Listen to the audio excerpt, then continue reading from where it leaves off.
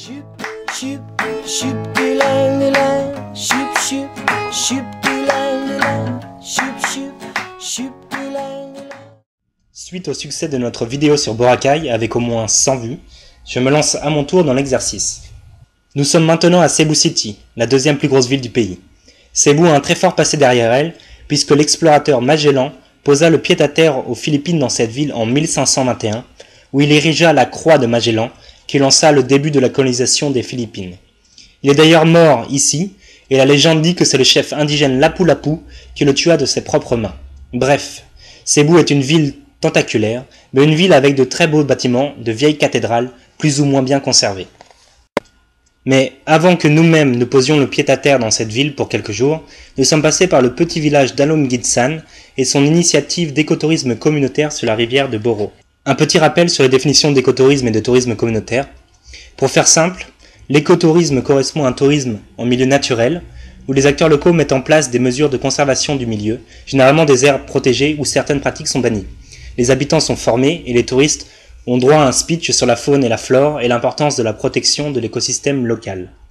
Le tourisme communautaire, quant à lui, a pour mission de donner les clés aux communautés locales, aux habitants, et de développer et gérer eux-mêmes le tourisme. À terme, cela leur permet de leur apporter un revenu supplémentaire, de développer leur savoir-faire et de redonner une certaine dignité en ces personnes qui généralement sont des fermiers ou des pêcheurs plutôt pauvres et sans réelle éducation.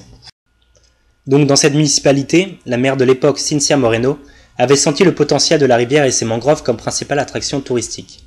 Ils ne se sont pas trompés puisque c'est un endroit magnifique avec une rivière comme la couleur d'émeraude qui serpente entre les mangroves et de petites falaises avant de déboucher sur l'océan. La maire a donc demandé à des experts de venir l'aider pour développer ce projet d'écotourisme communautaire.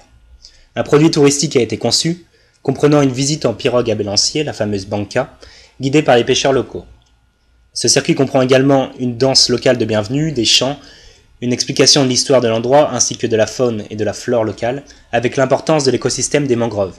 Lisez notre article sur Bakawan Ecopark à Calibo pour en savoir plus. Ce circuit comprend également un repas préparé par les soins des habitants et un chemin en bambou a été construit pour pouvoir se balader à l'intérieur de la forêt de mangroves. Comme dans tout projet de tourisme communautaire, des réticences, des inquiétudes de la population apparaissent et les initiateurs du projet doivent réussir à souder la communauté locale et à leur expliquer les enjeux à court et long terme et les inconvénients et les avantages du tourisme, c'est-à-dire sans se leurrer les revenus qui peuvent être développés à terme. Mais pour mener à bien un tel projet, il faut protéger l'endroit, et une sorte de sanctuaire a donc été créé. Et qui dit sanctuaire, dit interdiction de pêcher et de couper les mangroves qui étaient alors utilisées pour se chauffer et pour faire les toits de maisons tressées. Au tout début, quelques protestations se sont fait sentir, et des récalcitrants se fichaient bien de ces nouvelles règles.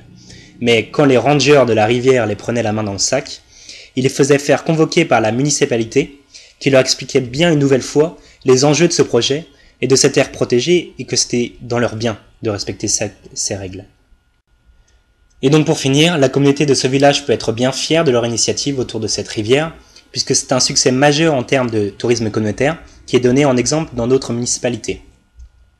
Par exemple, l'année dernière, 5000 personnes ont fait le tour de cette rivière.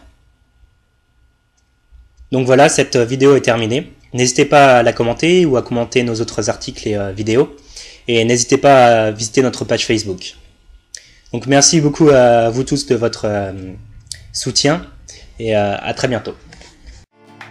Shoop, shoop, shoop, dee-lang, shoop, shoop, shoop, dee-lang, shoop, shoop, shoop, dee-lang.